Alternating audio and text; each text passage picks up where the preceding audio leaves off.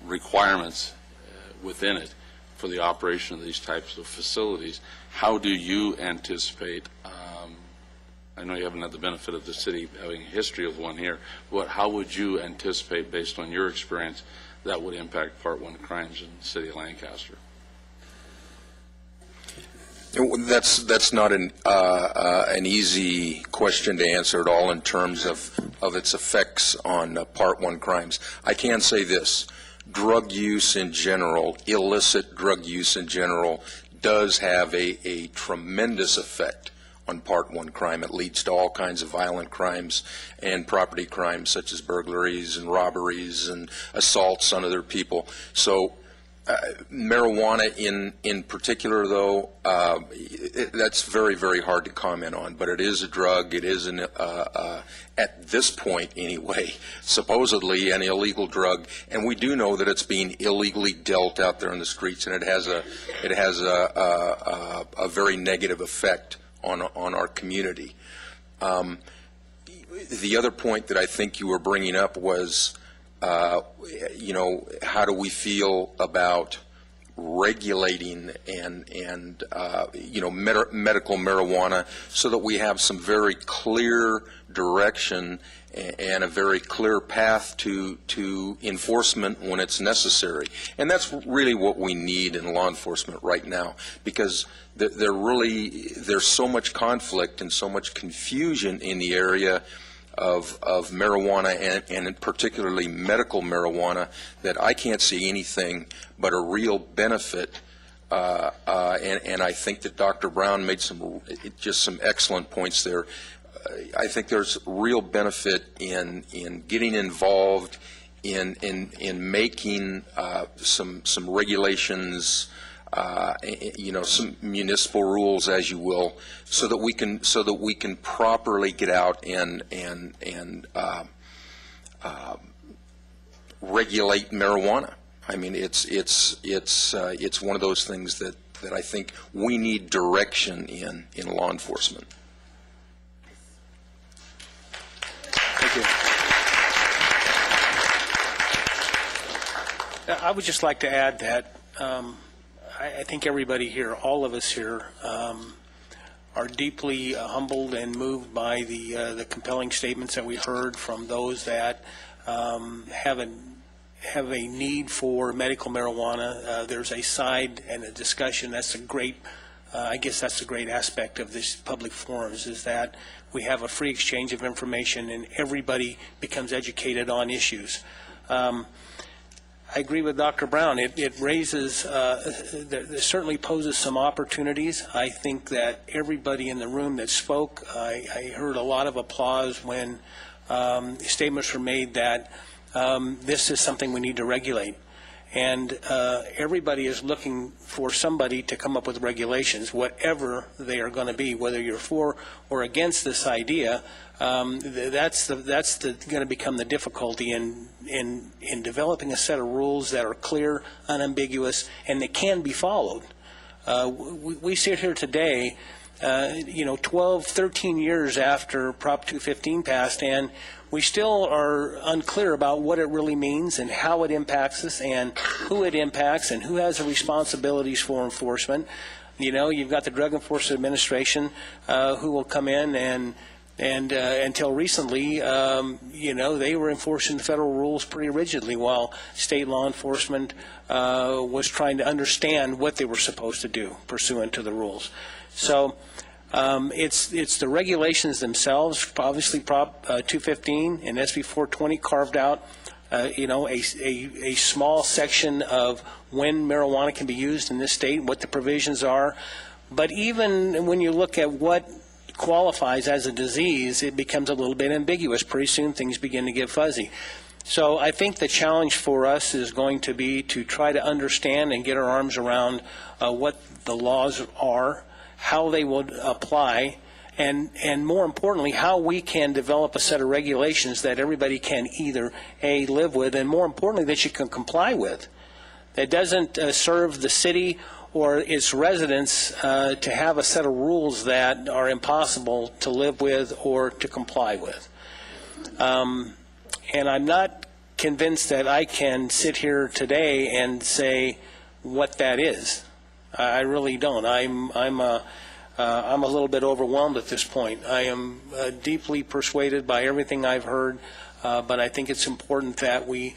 I know that I heard a comment from one of the speakers that it needs to be dealt with quickly, that we need to do something sooner than later, and I agree with the sooner or later than later part. But I also think that we need to proceed a little bit cautiously so that we don't create a system or a situation that we can't correct later. So that being said, Mr. Chairman? Yes. I have a recommendation, and I know you all know that we have another important presentation that follows this. It might be helpful if the commission had a committee that would work with the city attorney in looking at the possibility of the type of ordinances and regulations that could happen, and that way they could come back to the next meeting, make the entire meeting over this issue, and report back to the commission on what the possibilities and what your research has shown. And as a recommendation to who should be on that committee, there can only be two of you. I would recommend the chairman and also Dr. Brown, since we're dealing with a medical issue. And David, would you have any comments regarding that? No, I think that's an excellent suggestion. I was going to suggest that we bring back some ordinances from other cities.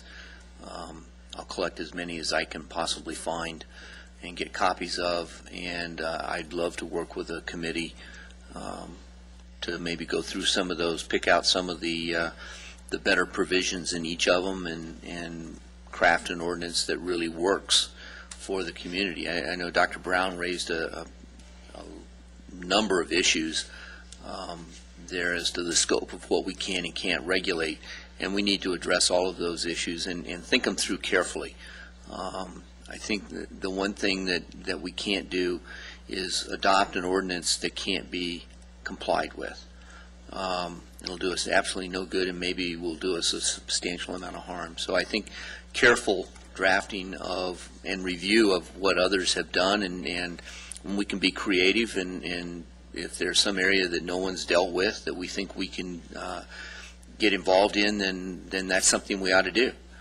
We'll come up with our own language and make it a model for somebody else. But I think that's a great suggestion on how to proceed. Thank you for that. I'd be very happy. I'd be happy to get involved in that. On a more politically cynical note, I would point out that I think that it's unlikely to expect that a medical marijuana dispensary organization will not come to the Antelope Valley, whether it's Palmdale or an unincorporated area outside of the city of Lancaster. So the question is, would you rather have your own regulations and preempt the field, or would you rather let somebody else do it? And I think that's something that we need to be thinking about.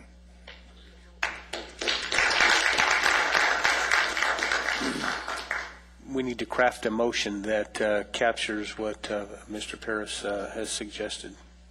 I would make one suggestion, and I am certainly open to that. I think it's a good idea to form a committee. It's unfortunate that few numbers, that the way the numbers work on this board, that only two of us can be together at a time. So that makes a committee difficult. But I do know that Mr. Christ has done quite a bit of reading on this already and has some thoughts and was taking copious notes on suggestions of what would be good regulations. And so not in any way to be disrespectful to our chairman and not thinking that he would do a great job, but I would also entertain the idea of Mr. Christ and Dr. Brown being on that committee.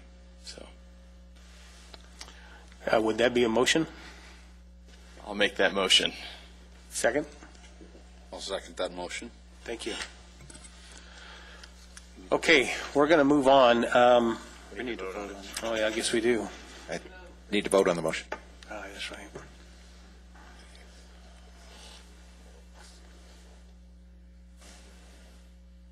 Where's that again?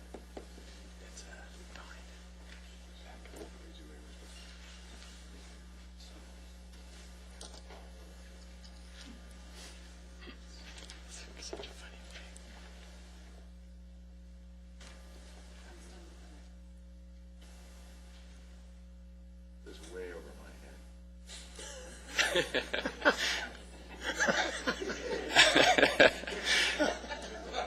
Dr. Brown, who are you voting no on, you or Mr. Christ? He's voting yes. Push that button again. It's an abstain, okay. I think he's trying to vote yes. Yes, he's trying to vote yes. Yes.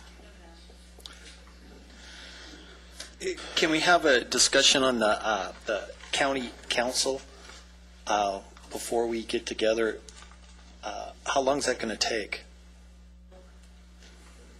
Can I answer?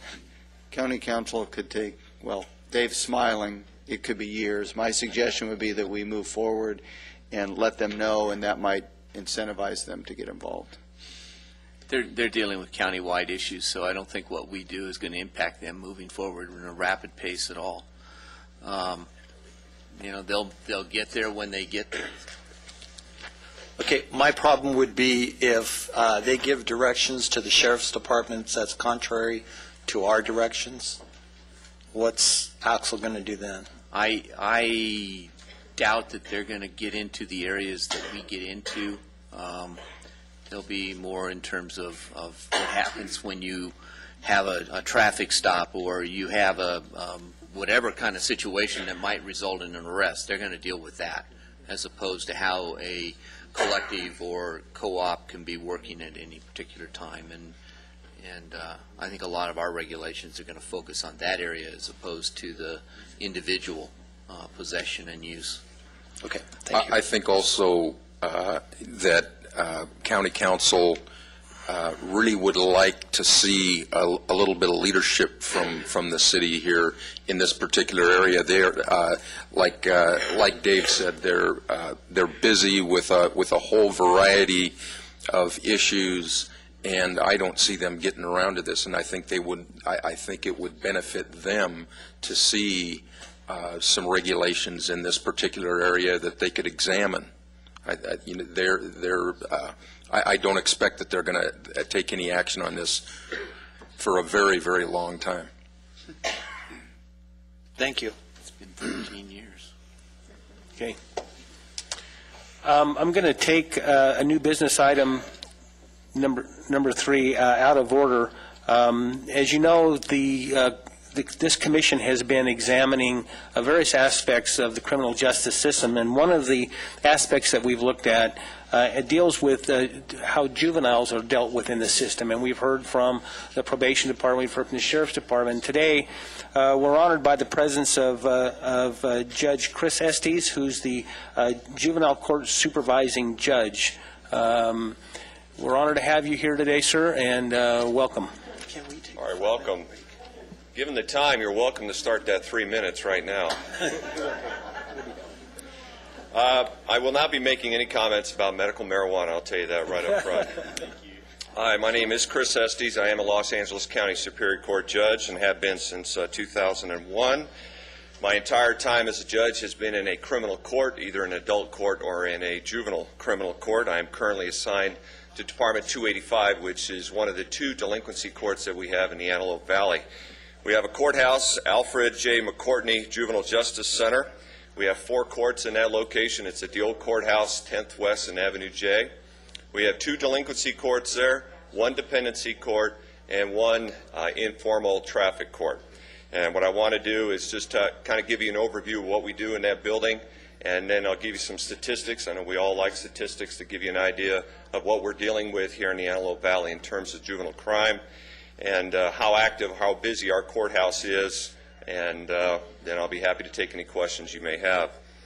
3 components to a juvenile court here in Los Angeles County.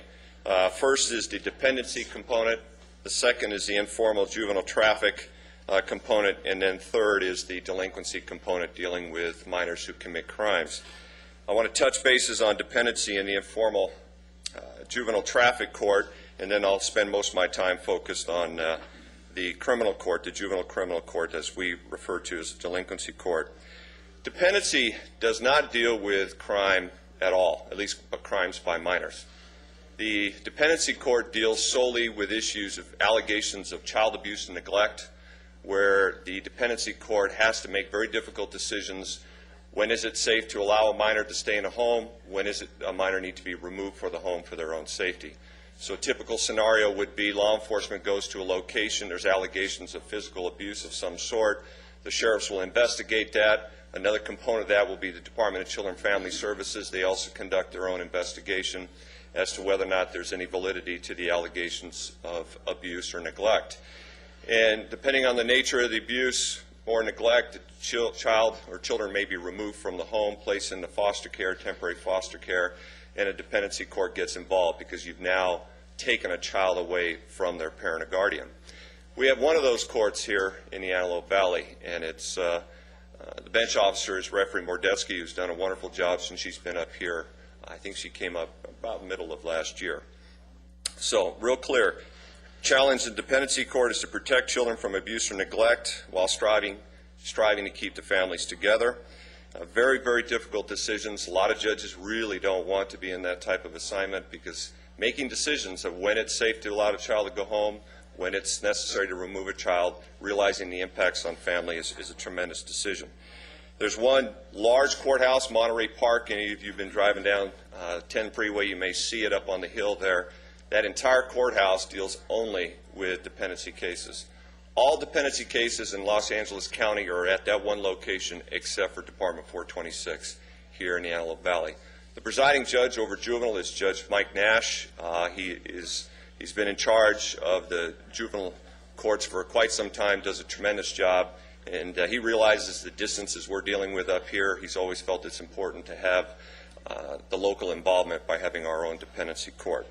So the components there in a dependency court, we have the one court. Primarily, you have a whole network of attorneys dealing with those issues, including county counsel and then the Department of Children and Family Services.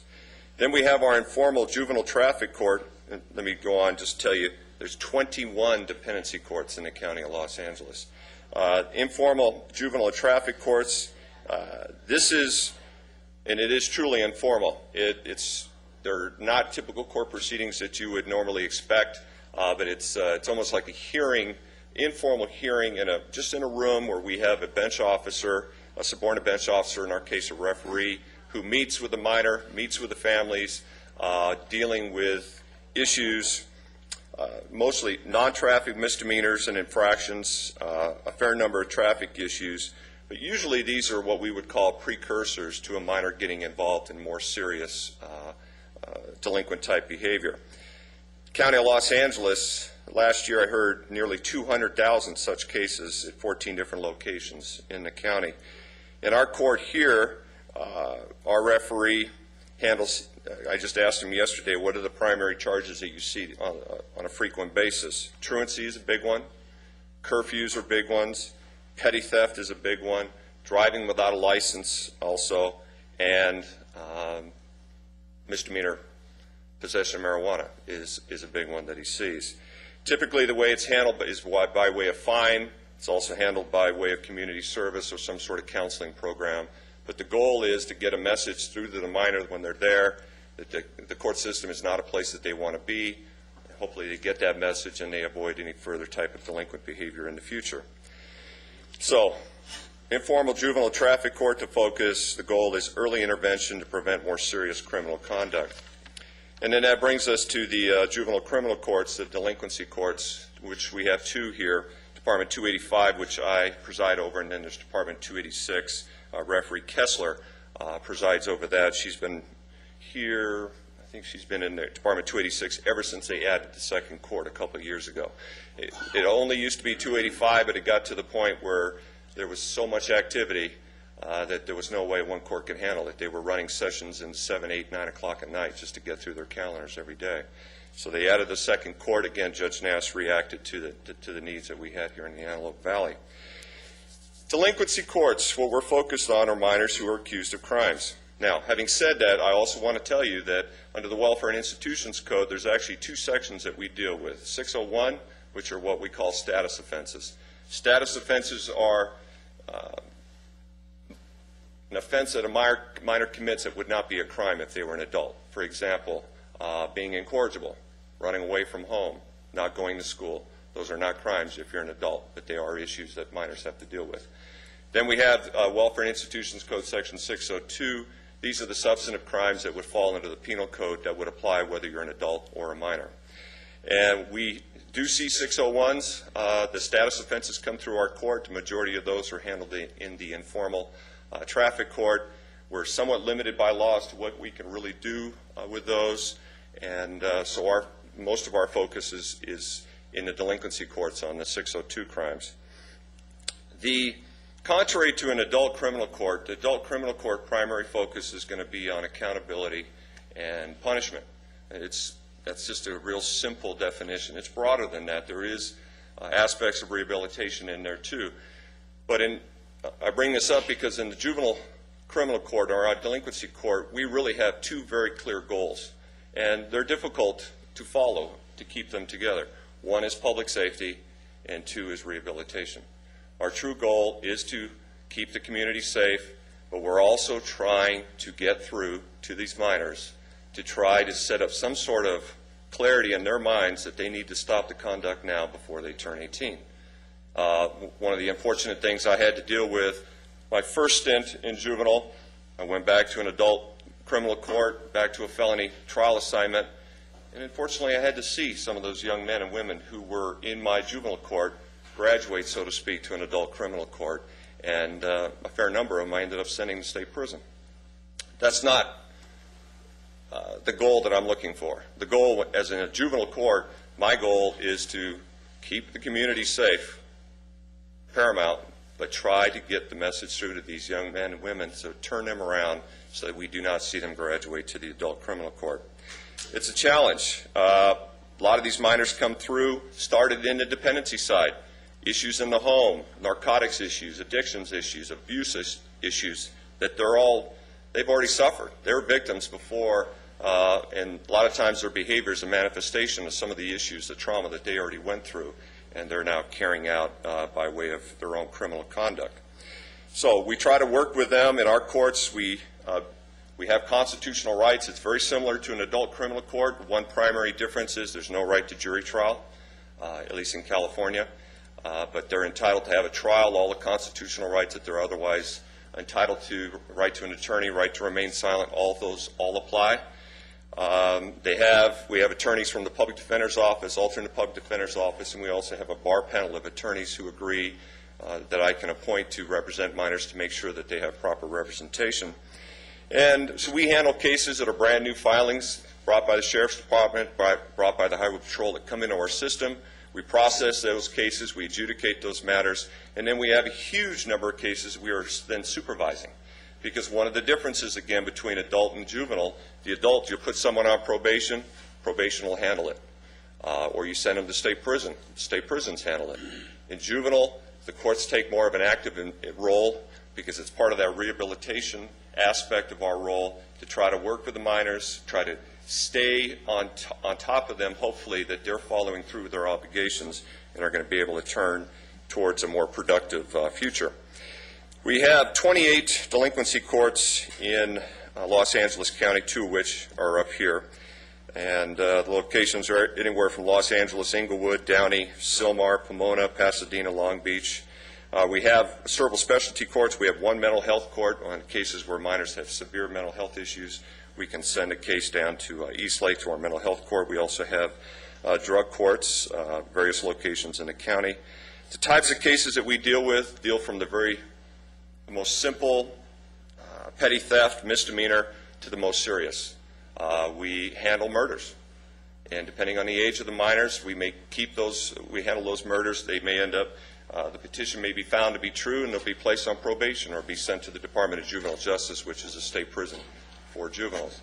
Those are, we get everything in between. Robberies. Unfortunately, up here, we have a significant number of residential burglaries. We have a significant number of robberies. We have a significant number of gang-related offenses that we're dealing with up here. And, but again, the goal is to get through to them, hopefully, and have them turn things around before they turn 18. Depending on the nature of the crime, how serious the offense may be, kind of dictates and based on what risk factors may be there with that minor and and probably just as important with the family, somewhat dictates how we handle that case. If it's a petty theft, more often than not, we're going to try to handle it informally. We even have, both cities have a teen court. That's a wonderful program that's in place where you can pull cases out of the system and send them to teen court. They can handle the case informally. And we do the teen court right in these chambers where peers from the high school come in, and it's a wonderful program Dr. Vieira is very familiar with. But as the conduct becomes more serious, then our level of intervention may need to be more significant. We can either handle a disposition by way the minor admitting the crime to be true, or the minor exercising the right to have a trial. We conduct a trial, and if the charges are found to be true, then we proceed to disposition. And at that point, what may happen, the minor may end up being a declared a ward of the court, which means, in essence, they belong to the court. And then the decision will be, are they allowed to remain in the home on a home on probation order, or do they need to be removed from the home for their own protection or the protection of the community? They can be suitably placed in a group home. Los Angeles County has a huge camp program. I want to say 18 camps where somewhat like a boot camp that they can be sent to for a period of months, anywhere 3 months, 6 months, or 9 months is the programs that we have in place. And if it's the most serious of the serious, such as a murder or a gang-related attempted murder or a drive-by shooting or something like that, depending on the age and the nature of the offense, the minor may be sent to the Department of Juvenile Justice, which is a state prison for juveniles. Now, the law has changed shortly before I came back to juvenile, limiting the types of offenses where a minor can be sent to the Department of Juvenile Justice, which means that we have a fair number of minors with serious crimes who are having to be handled on a county level in the county facilities. But that's a separate issue for a different discussion. We have a lot of school-related offenses.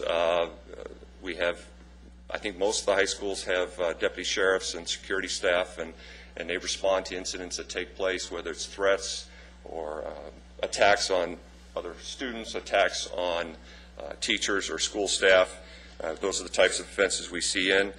See a fair number of domestic violence, unfortunately. We also see a fair number of driving under the influence type charges, and I think I already touched upon theft-related offenses, including burglaries, residential burglaries, commercial burglaries. I had a case that's come through the other day. It was a robbery and a carjacking with a gun at an ATM. Very, very serious type charges done by a 15-year-old minor. So we adjudicate the new pending matters. We supervise the post-adjudication matters. We work with probation department. Probation is very involved. They need to be very involved in providing proper supervision, not just monitoring the minors, but also working with the minors on that goal of rehabilitation. Teen court I touched upon. I think I got most of this here. We also handle fitness proceedings. What fitness proceedings are is when a district attorney files charges against a minor of a certain nature. The minor has to be at least 14 years of age or older. They also bring a motion requesting that the juvenile court find the minor unfit for juvenile court, which means if that you have proceedings, a hearing take place, if the court finds the minor unfit, even if the minor is 14, 15, 16, 17, their case would then be transferred to the adult court for prosecution, and which would involve adult punishment. So you may have a 15-year-old, if he commits, depending on the nature of the offense, and he's fitness up to adult court, if he's convicted of that charge, he could end up spending, in essence, an adult punishment, which could involve life in prison. We had a fitness earlier this year that I was involved in. It was a gang-related case. It was a gang shooting. The minor was fitness up to adult court. He went to trial, was convicted, and recently was just sentenced to 110 years to life in state prison. So those are difficult decisions for juvenile court, realizing that the minor no longer will have an opportunity to avail themselves of resources in the juvenile court, but going to be handled solely by an adult court. And the issues that we look at there in terms of whether a minor is fit to remain in juvenile court or needs to go to adult court is the degree of criminal sophistication, whether or not we have sufficient time to rehabilitate the minor before jurisdiction expires. We have jurisdiction up to a minor's age of 21, except in certain serious offenses, jurisdiction can be held on to till they're 25. Other factors, success of prior efforts of the juvenile court to rehabilitate the minor, circumstances or gravity of the offense. I think that, real quickly, I'm probably just a little bit beyond my 3 minutes, but that kind of gives you an idea of what we're dealing with. But I also want to make sure you understand just the nature of what we're dealing with up here. The Alfred McCourtney Juvenile Justice Center, aptly named after a local lawyer who became a judge up here, whose wife, who got to be well into her 90s, who is still actively involved with the courthouse and doing various programs around the courthouse to make it look better, and she's just wonderful to work with. But we have a lot of people come through. Just to give you an idea, in 2008 we had 206,000 people come through that little old courthouse there at 10th West and Avenue J. And to compare that to the big courthouse, the new one on Avenue M, which is significantly larger with probably close to 4 or 5 times the number of courtrooms, they put through last year 929,000. It's almost 1 million there, but we put 200,000 already last year. So far this year, we've already had 85,000 people come through our doors versus the big courthouse that has had 400,000. So you're talking a huge number of people, a very active location. Just to give you some ideas to case filings, this is for last year, 07 to 08. This is countywide. Dependency, 20,000 dependency court filings, new filings. Delinquency, 34,000. Informal traffic court, approximately 126,000. Here, I have numbers just for us this year. In our delinquency courts, we've had 600 new petitions filed. We don't call them complaints or informations the way you do in an adult court. They're called petitions, and they set forth the nature of the charges. We've had 600 new petitions, and to give you a comparison, and that's for 2 courts. Long Beach, which has 2 courts, had 553. Inglewood, which has 3 courts, had 725. So our numbers are significant. Compton, which has 2 courts, 430. Think about the locations there and think about what we're dealing with in terms of activity here. Just to give you another idea of what we're dealing with, what we call work product in our courts are minute orders. These are legal minute orders that are generated by court's orders. Just from January to April of this year, North District, which is who we are, 2 courts, 8,688 minute orders we generated for 2 courts. In relation to Sylmar, they have 4 delinquency courts. They generated 9,950. Compton, which has 2 courts, they generated less than half, 4,112. And in Pomona, which has 3 courts, was a little over, or 10,637. And the reason why I'm telling you this is I want you to understand that we are considered the busiest juvenile criminal court in the county of Los Angeles. The big courthouse, I think they're considered the busiest adult criminal court in the county of Los Angeles. Both sheriff's departments are considered the busiest sheriff's departments in the county of Los Angeles. So we are very, very busy, but we do our best to stay on top of it to address the issues that we have come through. Just to give you a little bit more custodies, we try not to lock the minors up if at all possible because we want them to be in the home, be able to run their program, avoid having them be removed from the home. But it's sometimes, based on their conduct, the nature of the crimes that they're involved in, that's required. Custodies that we've had come through our courthouse, just through May of this year, we've already had 1,500. 2008, there were 3,400. 2007, 2,900. 2006, there were 2,600. So if you see, there's a steady climb, unfortunately, and that's based on the nature of the offenses and the sheer volume that we're dealing with. So that's very quick. I know you guys have had a very long session. Hopefully that's given you some idea of what we're doing over there. We do work closely with, as I mentioned, the Sheriff's Department, Probation Department. Our Dependency Corps works closely with the Department of Children and Family Services.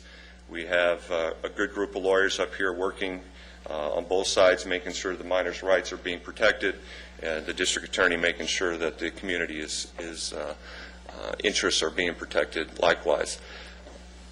That's pretty much what I had to say. I'm happy to take any questions other than what time's lunch. An hour and a half ago. Yeah.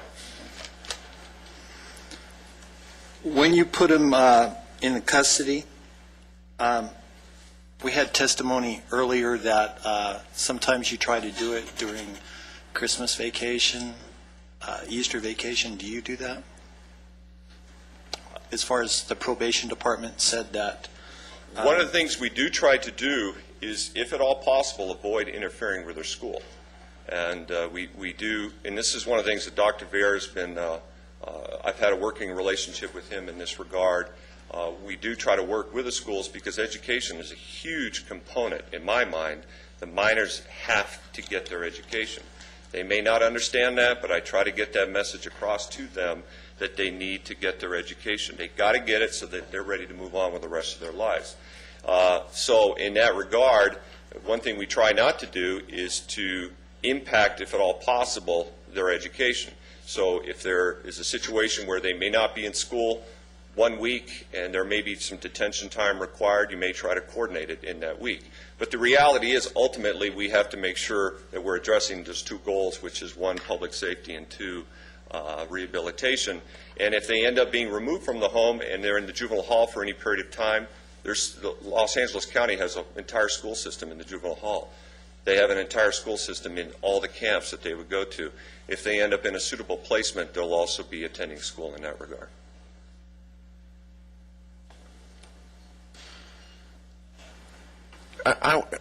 I would guess that there's of the kids that come to your attention, there's a large group of kids for whom this criminal activity is not going to become a way of life. It's an event related to their development and their maturity and so on.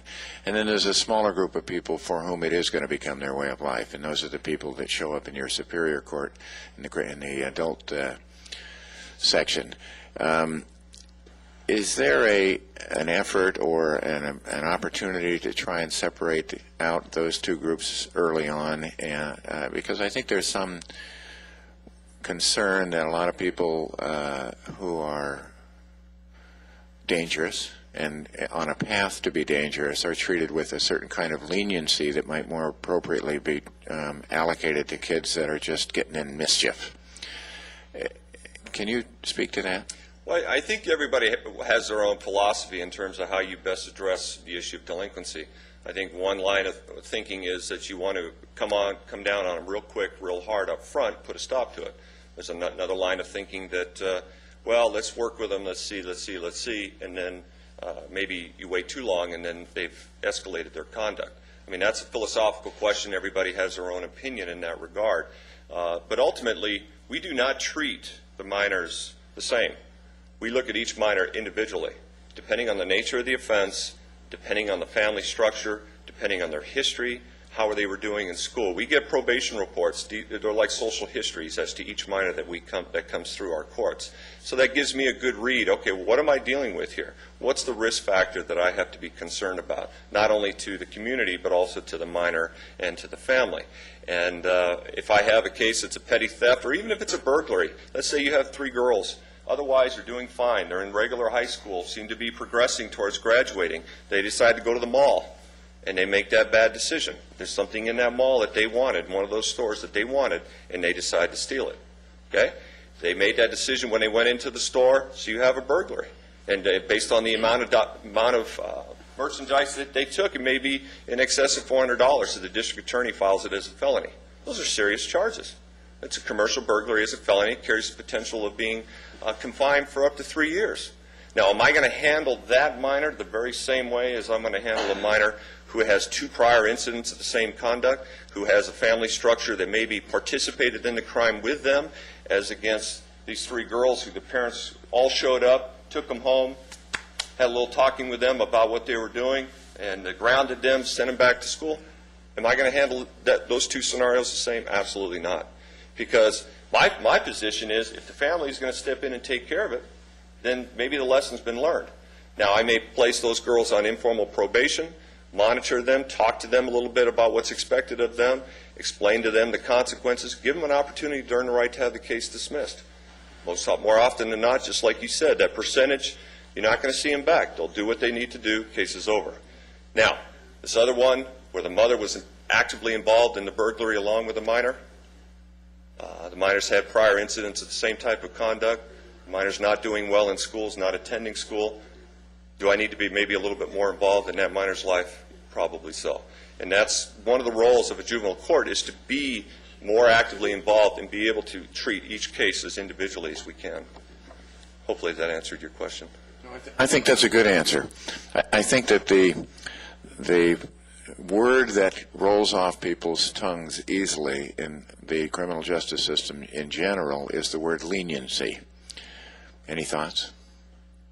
I'm not sure what you mean by that. The people that behave in ways that are threatening to the community and are not punished in accordance with the kind of fear and disruption that they perpetrate for the rest of the people in the community. Well, what I think I can say in that regard is that's one of the purposes of my agreeing to be here today, is to hopefully you're hearing from me, you hear it straight from me, and you understand what it is we're trying to do over there. As an adult criminal court judge, I'm going to handle my role a little differently than I do in the juvenile court. So if you want to define that as lenient, that's up to the individual. But the way I see it, my obligation, as it's set down by the law, is to not only address public safety, but also to address rehabilitation. So someone from the outside may look in and say, well, why isn't that judge doing something more significant with that minor?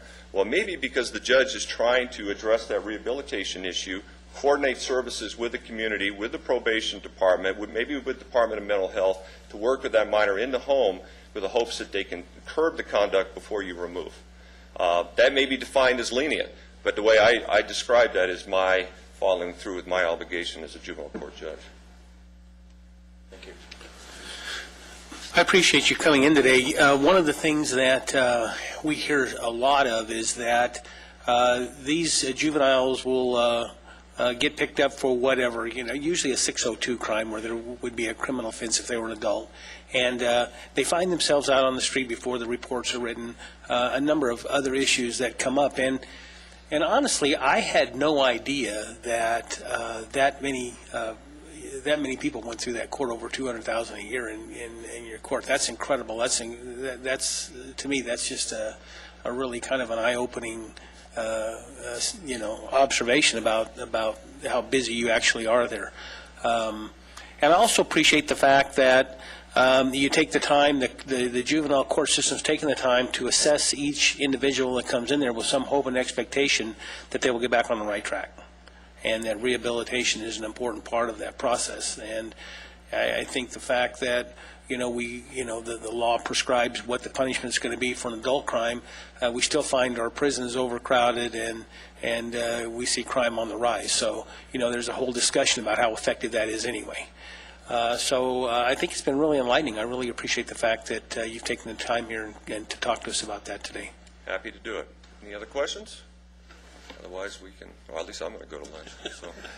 Thank you, Your Honor. Thank you very much. Thank you for coming. Thank you. All right. Let's go to new business item number 4, recommendation to council to extend the mayoral term. We need a 5-minute break. All right. We need to adjourn do we need to do that on a motion, adjourn for 5 minutes? I'd like to adjourn for 5 minutes.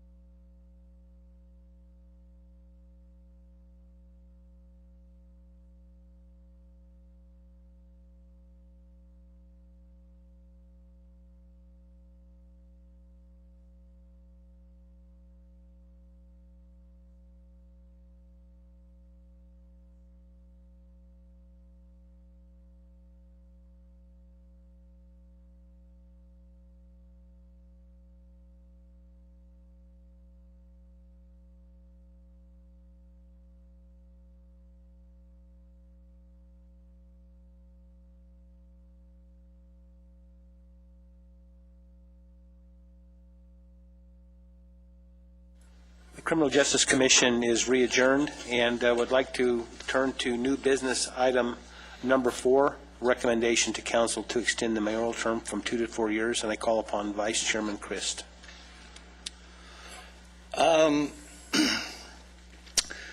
We've been receiving testimony for over a year now. Different people have had the talks with us. And because the City Council gave us the medical marijuana, I'd like to repay the favor and give them something to consider. We have to look in the future as a Criminal Justice Commission on what we're doing, and the term limits that a mayor has now is not significant, in my opinion. I would like the Criminal Justice Commission to recommend to the City Council that the mayors, that they put on the ballot, the mayor's office or term would be 4 years. Now, I've talked to current, former officials, and it's part of understanding the job that he or she has to take. This is not about Rex. This is not about anyone in particular. It's about us maintaining our positions. This is about the Criminal Justice Commission not being replaced after we've gone through 2 years of testimony, briefs from other people. This is about the Planning Commission. This is about the whole structure of government. And I think it's important for us to take a look at it and recommend to the City Council that the mayor's term, because of everything that he has to be responsible, or she, be 4 years. So I'd like to make that motion. Do we have any discussion on that issue before we vote on a motion? Just a quick question. With regards to that, is that strictly at the discretion of the council then to? From my understanding, they would have to put it on the ballot, and it's a decision of the people. But if we, as criminal justice commissioners, explain that it takes a year, it's going to take us a couple years to get up to speed. I've asked the captain of the Sheriff's Department, I've asked the captain of the CHP, and all the different people that have come through here what their thoughts, and they all agree on the same thing. It takes longer time for them to become and get up to speed. Thank you. I think there's Marvin's point's a good point in the sense that I would certainly favor a recommendation from the commission that the commission appointment be a 4-year appointment. I'm not sure that whether I think it's a good idea or not, that the mayor's term be 2 years or 4 years is really any of our business. What you're really getting at, and let's make a recommendation for what you're getting at, is that it's going to take us a while to get our feet on the ground and up to speed on this subject, and to do that we're going to need to be here for a period of time. If you want to make that recommendation, I would be in favor of that, but it seems to me that it doesn't have much to do with the criminal justice system how long the voters choose to, or the city council chooses to extend the mayor's term. It does in a way that we serve at the pleasure of the mayor, period. So he can take us out at any time. So if he appoints us for a 2, 4, 6, 8-year term, it really doesn't matter. Okay? If a new mayor comes in, he can appoint an entire new criminal justice commission, and that's the difference. I think it's important for the commission to maintain a sense of trying to stay above politics, and I suspect that this issue is a politically potentially inflammatory issue, and I'm not sure it serves this commission any benefit to get involved in it. The reason that I'm recommending that we send a recommendation is for the particular issues that I sent. It's up to the city council whether it goes through, and then it's up to the citizens whether they decide to do it. If the reasons are good, this is for the next 30 years that we're talking about. This is not just now. Our city council serves 4 years. It takes them 2 to 3 to get up to speed. Okay? It's going to take us 2 to 3 years to get up to speed. How can we expect a mayor to get up to speed in 2 years? That's my logic behind it. I don't think it's political. At least it's not political on my side. I have not been asked by the mayor to do this. I have not been asked by any of the mayor's people to do this. I just think it's important that we do it because of all the work all the commissions are doing, from the Planning Commission to the Section 8 Commission to the Architectural Commission to this commission, that we be appointed and we work as a group and as a unit. And we can't do that with a 2-year term.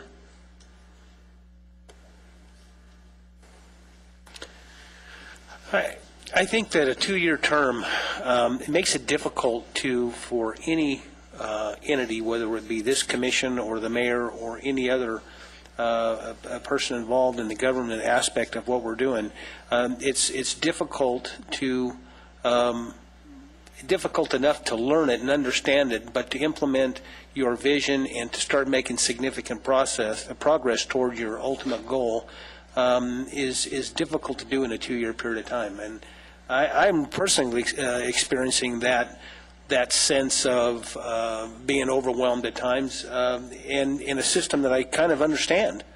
And this whole criminal justice system, which I thought I had a pretty good handle on, I'm really being enlightened on a lot of different issues. And so, and I am a little bit amazed that it's, that it's taken us as long as it has to get where we are.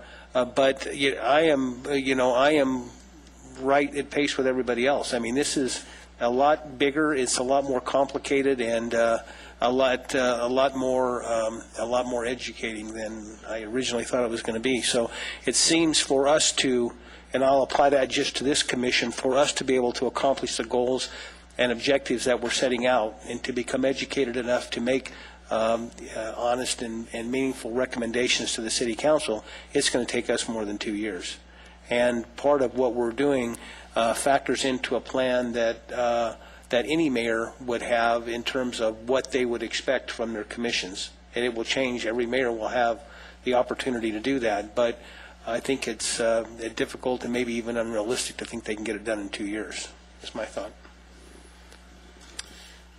Dr. Brown, I don't know maybe if this is kind of a solution to that, but maybe if we just made a recommendation to the city council that they explore ways to extend the length of the commissions for the sake of continuity and accomplishing something, and then they can certainly take that, to that conclusion if that is what they decide. I think the concern that you have that this is going to be, if this is a 2-year deal, we're probably not going to really get anywhere. We're going to collect a lot of information. I think that's legitimate. I hear Dr. Brown saying that. I also understand the term length for mayors is a volatile issue. I mean, it just is. There's going to be strong opinion on that. And well, that's what I originally discussed with the city attorney, because I talked with him in regards to it. And we were exploring different ways, and he said bottom line is California state law says that, or the city and the California, that the mayor, we serve the mayor at the mayor's will. Mm-hmm. So regardless of if there's a new mayor, there's a new criminal justice commission. If that mayor would choose that. Correct. Right. I mean, the mayor could also, the new mayor, if there is such a person, or if the current mayor wants to run for election again, he could run again, and then there would be that continuity. I think I'm agreeing with what you're saying, that it would be better if this was longer, although after today's meeting I'm questioning that, just because of how long this one's been. But I hear what Dr. Brown's saying, too, and that's my concern, that as a commission, do we want things coming out of here, formal recommendations saying we think the term of the mayor should be longer, without being able to really clearly substantiate how that's going to reduce crime. I mean, I think that was part of my concern today with this meeting, was I want to make sure that we are keeping our focus on reducing crime. I hear what you're saying in that this commission, acting longer as a body will possibly be able to do that. But I also hear what Dr. Brown's saying, and I think we would be wise to sort of be shrewd in that, to not get wrapped up in a political potential controversy. But I'm open. I appreciate what you're saying. I really do, and I hear what Dr. Brown's saying as well. David? I call for the question. Has there been a second? Has there? You have a motion now pending? Why don't you restate that for all of us? We recommend to the City Council to extend the mayor's term from 2 to 4 years. You have a second? Second. Okay. We can vote.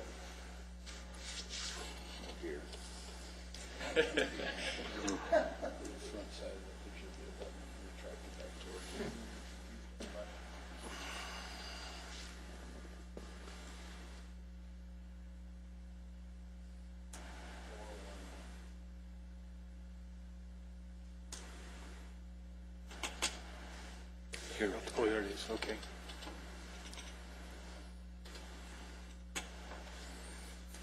What we have 4 in favor. We have 1 abstention and 1 opposed. Okay. The motion will carry. That takes us to new business item number 2, crime statistics report. I'll call upon Jim Cobalt and City Manager Mark Bozichin. While Jim is getting that up to speed, I'm just going to give you a 1 minute on the budget because I know it's late, and then into the crime stats. My suggestion would be that as we go through this, I'm going to have Jim present the information, ask any questions you would like. Axel and Don are prepared about what's happening with this, that, etc.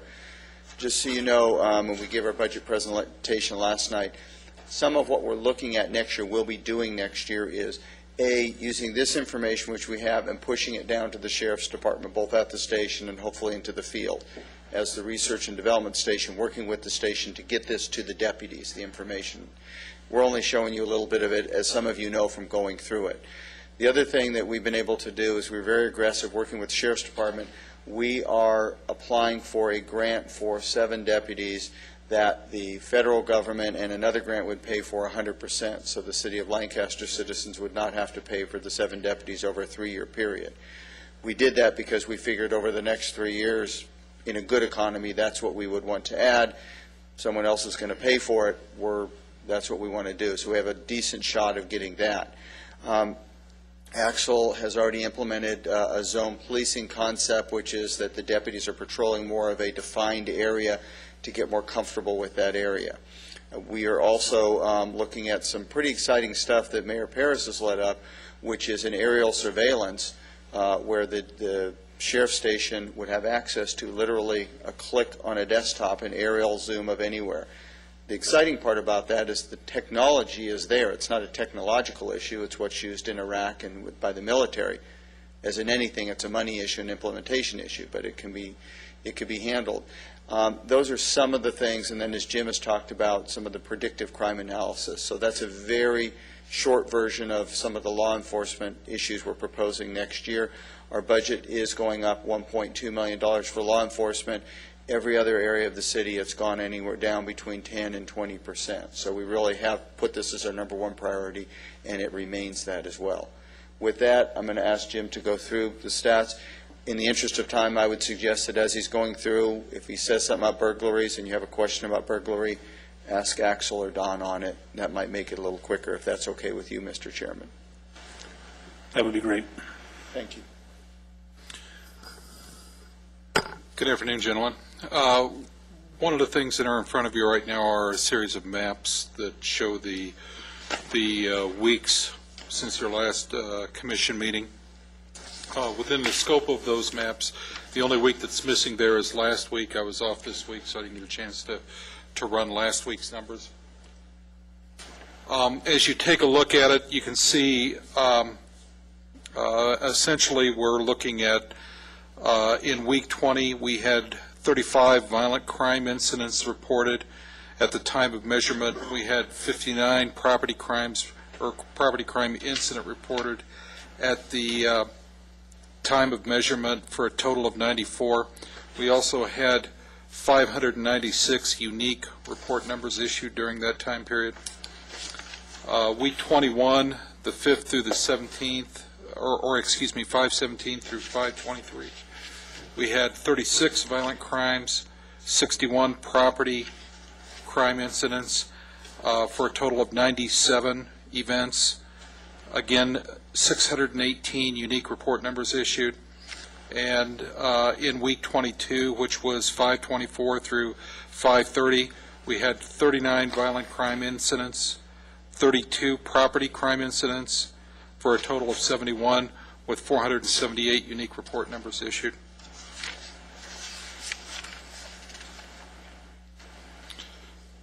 The other thing that we look at for the commission is the active areas around the city.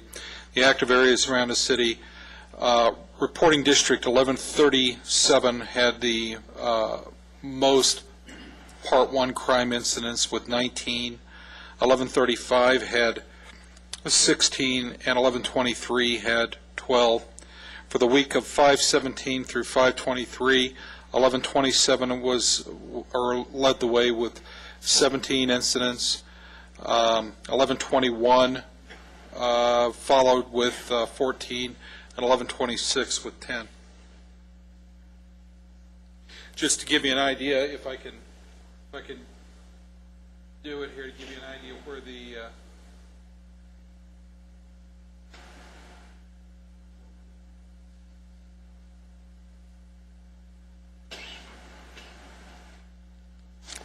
when we talk about 1137,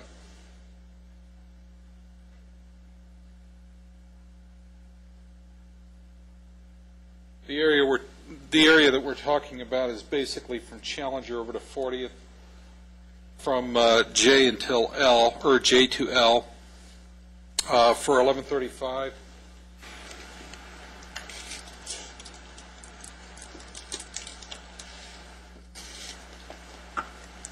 We're looking essentially from H to J,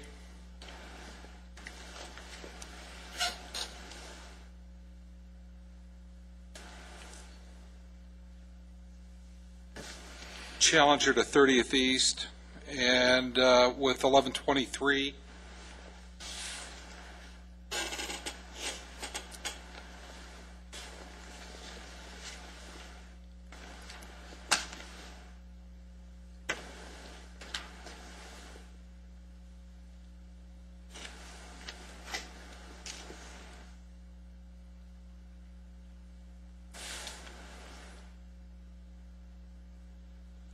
looks like it's going to decide to lock up on me.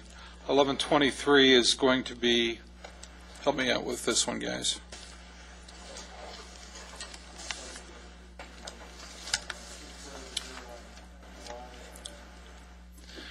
$11.23 is going to be target area number 1 and 2, which is going to be Avenue I between 13th Street West and about 8th Street West. Mm-hmm. Over in that area. Okay. So if you take a look at your maps, rather than breaking them down by reporting district, which in some cases you can see are pretty large, you can see we're taking a look at them by census block group, which tends to break the information down quite a bit, or into quite a bit smaller areas of measurement around the city. And with that, I think that's pretty much it, unless you guys have questions. Yeah, I think it's important to note that, you know, the highest crime rate, or the crimes that we've seen in 1137 that he was showing, that's target area number 6. That's one of the high impact cop areas that we've been targeting for the last 3 months. And what we're going to do is we've already talked to the cops team and AVCFI, and instead of moving forward like we normally would do after a 3-month project, we are going to stay in that area because we have not succeeded. The crime continues in that area. So, I mean, that's one of the things, like, as we bring up the crime stats, it's important to realize that, you know, statistics like this are really important because we look at them and we say, okay, you know what, we haven't done what we set out to do there with the high-impact cops, and we're staying. Yeah, and I think there's another really important thing that's going on right now as it pertains to monitoring crime and monitoring data like this. Our Corps deputies are really working hard right now to sort of be the middlemen, the briefing people to take this information that Jim works up for us and relay that and brief our patrol troops about it. Our patrol troops, as opposed to specialized units like the Berg team and the top team and our high impact teams from Cops Bureau, need to be more involved in taking care of these crime problems in these areas. And our Corps guys, of course, one of which is assigned to each of the quadrants that we've broken things down into, are going to be real key now in making sure that our patrol people have the information they need to get out there and do their jobs. So that's an exciting thing that's happened right now, and I hope that we're going to start seeing some real positive benefits from that. I had a question, Lieutenant Dalton. 1127, you say they're going to stay longer. Was that what area? 8th to 13th? No, it's 1137. That's gonna be the far east side of town, and it goes out to from Challenger out to about 30th Street East, I think, is where we're targeting. We've kind of moved out. We originally did the Paiute area, and then we moved south of Paiute with this high impact cops, and we kind of expanded it. And now we're over in that area, which would be southeast of like the Paiute area, I guess is the easiest way to explain it to everybody. I might add on your maps too. The maps are color coded, as you may see, that red, yellow, green, so you can look each week. And also, as we've discussed, you have access to the same information the Sheriff's Department does, which will allow you on the computer to drill down into particular areas, particular crimes, etc., which is what the Sheriff's Department does. But what you have in front of you is a visual representation to try to look at the hot spots, if you will. Yeah, if I could add to what Axel was talking about with the Corps deputies, what they're doing with the information that Jim's putting out and with the information that they're getting from the crime analysts, they're actually putting out 5 separate briefings throughout the week. The first day of the week, say it's Monday, they're putting out a hot list on all the GTAs. And then day 2, they're going out and they're putting out different information that can be used by the patrol deputies, like the top 10 most wanted guys for felony warrants, misdemeanor warrants. Maybe on Wednesday they're putting out a sheet on where the resident burglaries occurred over the last week. So it's keeping the patrol deputies as informed as all of us at this point. So and it's not the same briefing every day. It's a new topic every day. So it's pretty unique and it's exciting to see. But it's kind of cool. And to add to the flavor of what's going on around here, I've got investigators out right now on the Berg team. It's kind of neat to hear this, but we've got about 15 guys out there serving search warrants right now. We had 2 residential burglaries overnight. One of them was what we consider a hot prowl burg, which means that the people were inside the house when they went in and burglarized the house. The investigators went out. They found property just over the wall that was hidden because the suspects were going to go back and get the property. So we used a scent dog, which is kind of neat. We had not too many people use scent dogs in the tracking of property crimes, but we got a scent dog to come up, and we followed the scent. We went about 3.5 blocks and found out where the suspect was, and we're right now doing a search warrant on the location, and we've already found more property.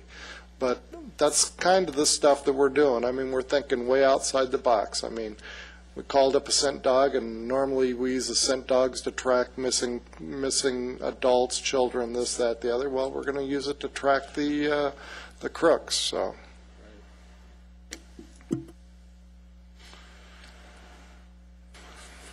Okay, thank you very much. Any other questions? Just a comment. I sat down with Jim and we went through this in his office, and for those commissioners that haven't done that, I would recommend that you do so, because you can really understand it a lot more when you sit down and he goes through it, explains it, what they're trying to do, what they are doing, and once you do understand it, it's just not a piece of paper with a bunch of colors. It really, you can understand it a lot more. So if you have opportunity to do that, you should do so. Very good. Any other comments? Let's move on to commission report. Commission report number 1, report on Neighborhood Impact Program. Commissioner Johnson. It's going really well. Probably the best month we've had. Concise. Keep up the good work. Commission report number 2, update on the Buy Local, Stay Safe campaign. Call upon Vice Chairman Chris. It's going good. The car dealers are happy. The people in the community are happy. It seems to have spurred a little bit. I saw that Fiat, they did do their deal today, so Chrysler is back with us. Everything's going good. That's it. Really good. It's one thing I'd like to add, I'm sorry. Our Shop and Drive program, which is a companion, which is the rebate of the registration, will end this month at the end of June, and there's going to be a big splash with the city and the auto dealers on the weekend, I believe, of June 27th, so stay tuned for that. Public business from the floor. It appears that there was nobody with any business from the floor. Any other comments? I guess just one brief one. I noticed that the proponents of the medical marijuana dispensaries in Lancaster have developed the shop local idea. I heard a lot of people advocating tax revenue and keeping the money at home, which is just a totally unique spin on that I hadn't heard in some time. So just an observation. Just a comment or a clarification, if I could. Again, along the same lines with the medical marijuana. I know we have 2 commissioners that are now representing the commission for next steps and ideas. So the avenue for that would be for other commissioners to give ideas, give suggestions, give input to those 2. Correct? You can talk to a single commissioner, and either of those 2, any commissioner can talk, give your opinions, etc. Thank you. No more further comments. The Criminal Justice Commission is adjourned. Our next regular meeting will be Wednesday, July 8th, 2009 at 10 a.m. Meeting's adjourned.